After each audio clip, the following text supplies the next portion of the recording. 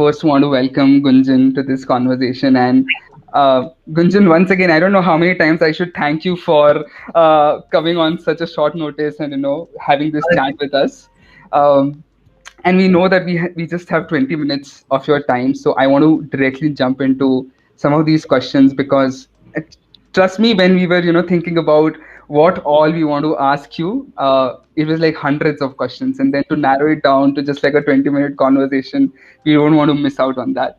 um, Gunjan, I mean, yes, you've been someone who has worked with so many creators and so many brands, and I just want to know from you, in the last 5 years or in the last 10 years, what are the major trends that you have seen evolving into the content space, into the creator space, and what do you think would be some of the prominent trends for this year? Wow, I feel like you've asked me, can you give me the thesis first, please? But no, I think creator-led content or content that is creator-first in nature is just about coming of age. And this is really going to shape the way a lot of platforms look at content in the future as well. I think what's happened with social media giving access to everyone to become a broadcaster, um, everyone has the opportunity to be able to tell their own stories in mediums that suit them best. And that allows each creator to become a brand or an auteur in themselves. And taking that forward is what platforms are going to look at next as well. Because once you're able to create your own brand of content or your own style of writing or your own kind of comedy or any of those things, you start representing what I would call audiences. Because you have a following that is now looking for that type of content or humor or all of those things. And the minute you start representing audiences, that's when platforms and brands, like you mentioned, we worked with a lot of brands as well, look at that to say, hey, this person today is not just a producer of content, but also a media vehicle. And let me see how I can get in on the ground floor and start working with this person and build up. So, I think we're just beginning to see the start of this. Yeah. So some few phrases, or let's say sentences, that I have frequently been hearing is like, this is the best time to be a content creator. Content creators are, let's say, entrepreneurs themselves today. So do you think like this is like the peak time in India, where content creators are flourishing, and the content game is at its peak and is like evolving at max speed? What do you think about that? I don't think it's just an India-specific trend. I think this is global in nature. So most of the platforms that all of us use are global platforms today. And if you look at the way a Twitter behaves in the US, it's the same way it behaves in India, because they're all prioritizing the same kind of engagement. So I would literally say that it's not just an India-specific thing, but globally, I feel like the way you behave on a Facebook is the same no matter which country you come from, or the way you behave on Instagram is the same no matter which country you come from. So literally these their own, as opposed to, hey, is this new in India? I think this is a global play now, and all of us are creating content for everyone around the world. Yeah. And if talking specific to the kind of content, like how few years back it was very prominent that video, everyone is behind creating video related content, but currently we are seeing growth in audio space, podcasting, or let's say Clubhouse. So do you think in the next year, or in the next few years, at least specific to India, we are going to see particular kind of content being consumed and created more than, let's say, some other? Because I'm not very sure, although we have a community leader in the next panel who runs a community of bloggers, but I'm not very sure how important blogs are today compared to, let's say, video or a podcast. So do you think any specific kind of content will be evolving more than other in the next few years? So I don't want to necessarily sort of say, hey, I have a crystal ball and this is how things are going to happen. But I think it's interesting to see why people choose certain forms of content over others when they wish to be entertained, informed, educated, etc. If you I don't know if any of you caught Rajan Anandan's keynote speech for what he sees YouTube is evolving into. And he said that, we started with entertainment, but now we're beginning to see a lot of content that's coming in the informational space. And in the future, we also see a lot of educational content being added onto the platform. So depending on what you're using that content for, if you're looking to be entertained, then hey, video, right? But why video? I think India was really lucky to have the geo revolution happen for us, right? And it's when you don't think about data anymore, you can lap up video. And we've never really had video content created to our tastes. I don't like. I hate to date myself, but growing up, there was certain shows that I could watch on TV on Saturday and Sunday, or kuch nahi tha. And having access to content that's now made to our taste, content that we can relate to from an Indian narrative. It's no longer that you're only looking to the West or outside the country to say, "Acha, is there content that maybe I relate to from a headspace perspective?" Does this appeal to me? Now we have storytellers amongst us. There are people like us who are telling stories about us. Stuff that you can relate to, which is why video saw the boom it did. And obviously all of us have a cell phone in our hands, you're creating content on the fly, etc. Which is why video saw that boom. Now if you ask me, acha, Clubhouse, audio platforms, ye wo, we've reached a place where content is now ubiquitous in our lives, right? You're working away, but YouTube there's some music video that's playing, or there's some music playing. Like most, I think YouTube is the biggest music platform in the world, right? And it's not even, and that's people not using it for video, that's people using it for audio. It's something that's playing in the background. So now that you've reached that place in your user journey, from a content consumption perspective, you also want something playing in the background. So which is where podcasts and long form podcasts are doing really well, because also the pandemic helped, right? We're all at home, we're all looking for ways to connect with each other, and here comes Clubhouse, which has already assimilated all your contacts on Twitter, already assimilated all your contacts on Instagram, and says, hey, this is your universe, go for it. Have a private conversation. We're all craving that. So I think it's all about paying attention to what the larger trends in people's lives are, and how is it that they're going to look to consume content, or spend time online, or spend time alone, or spend time with family. And that's really that's the role content has to play, or media has to play. I think something, referring to the year 2020 and the pandemic, because we all saw that some really big shifts into the whole ecosystem itself, and how NH7 Weekender also went virtual. Can you tell us about how that, decision-making process was for you folks, and, also about how different the, let's say, feedback or, the response was from a offline to like a virtual festival? Sure.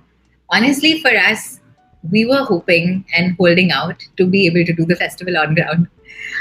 So it normally takes us a year to get the festival together, reach out to the international artists, etc. So we ended the previous year's festival on a high. It was our 10th year. We had a great time. We looked at our numbers, etc. Say Jan, Feb, we're coming back into the office after the break and saying, "Acha, is saal kya karna hai?" And that's where we were in Feb.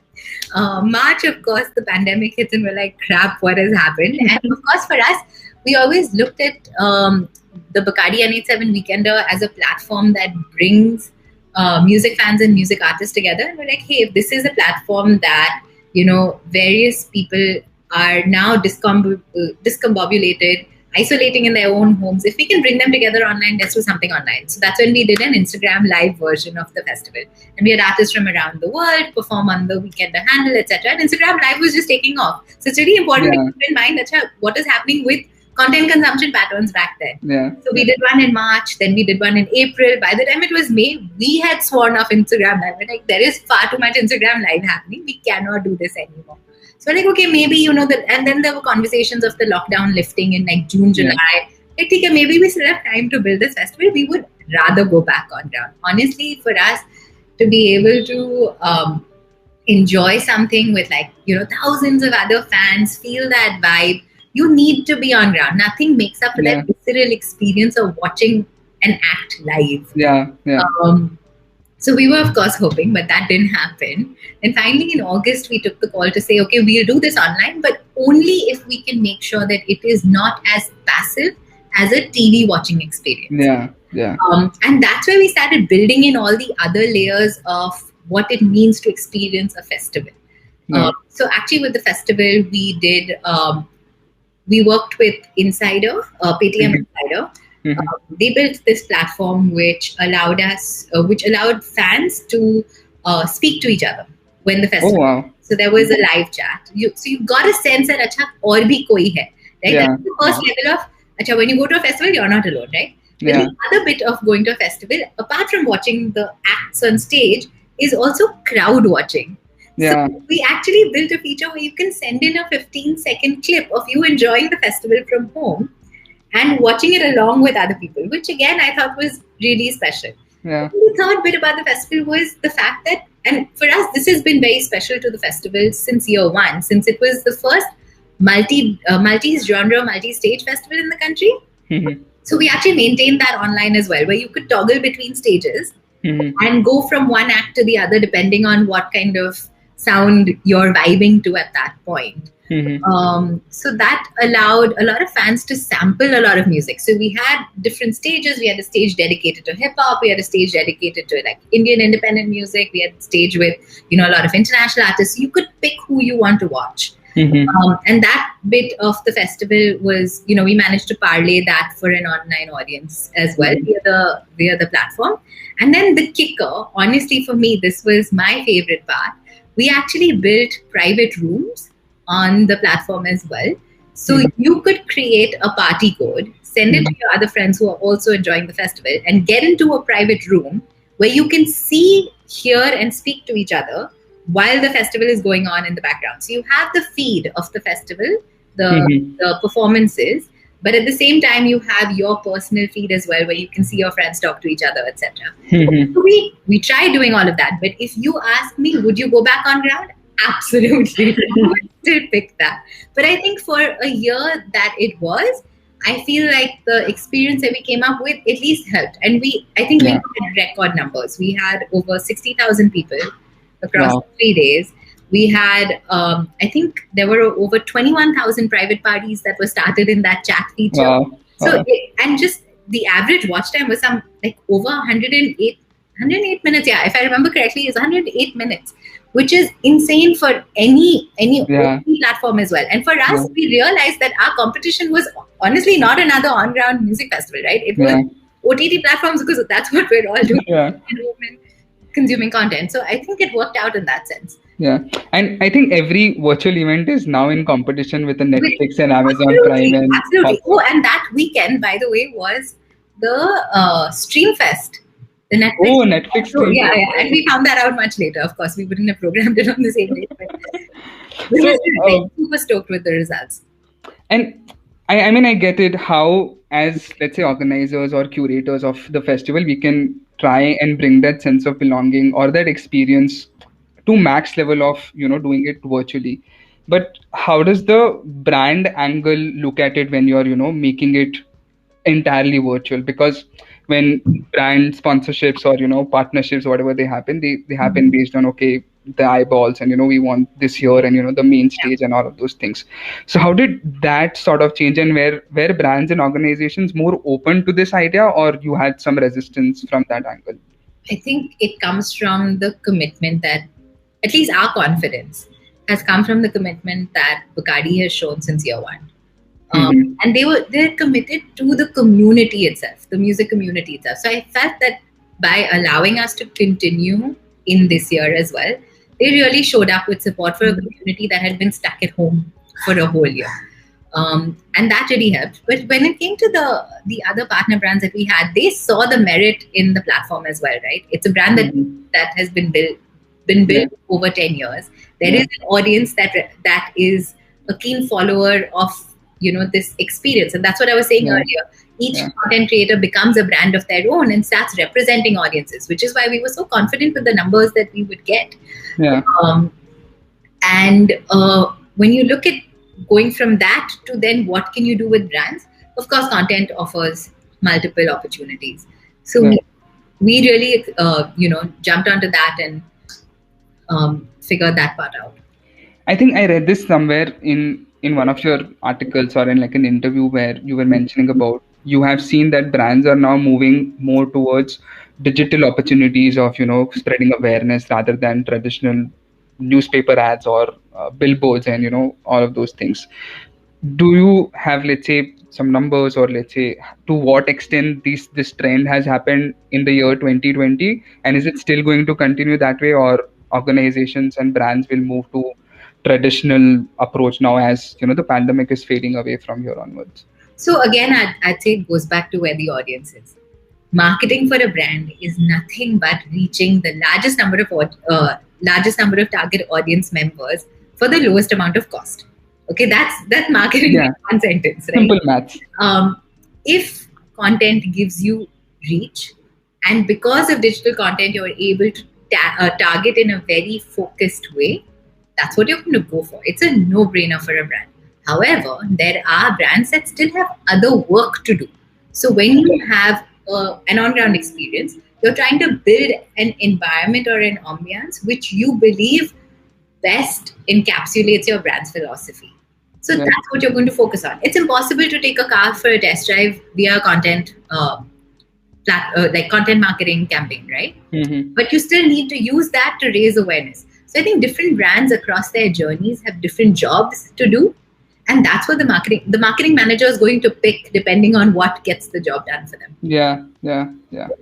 And okay, moving towards my last question, because I can see a clock ticking and my team members saying, ki, Sure. "Oh, this is 2 minutes more."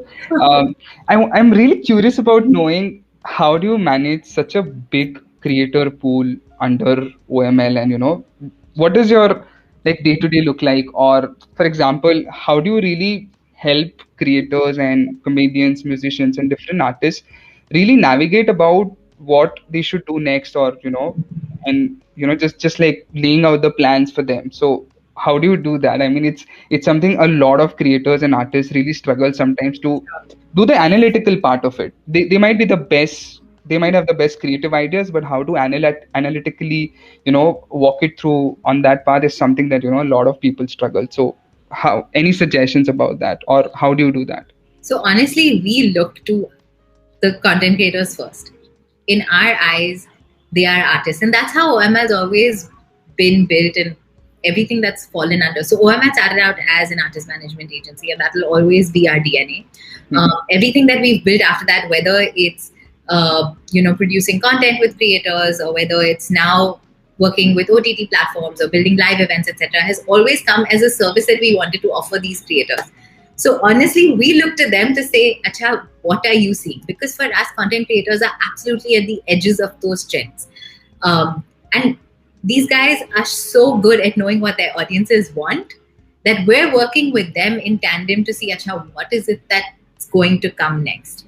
So it's really about listening to your audience, figuring out where they're spending time, what they're giving more attention to, what they're engaging with more, and then trialing that out. But the best part about digital content is that, for lack of a better phrase, A/B testing is your best friend. Yeah. So you try something, it doesn't work, move on to the next thing.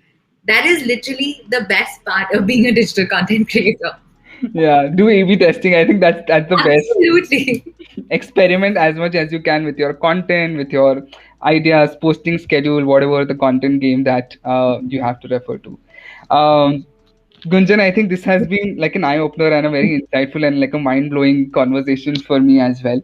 Because we are like, we had 20 minutes only, but I'm sure we'll invite you probably again. And this time I'll reach out to you 2 weeks in advance. Don't worry about it. Thanks so much, Pawan. Thank you for so having much me. for doing this conversation with us, Gunjan. If Enjoy the you- rest of the festival. yes, if you have next 5 minutes or 10 minutes, you can even be at the lounge session. I'll Please do interact with a I'll lot of figure out in creators. case people have questions. OML might find the next big creator here in the lounge today. So please feel free to go to the lounge session. And everyone, we are just going to end this session, and you can interact with Gunjan over the next 5-10 minutes at the lounge.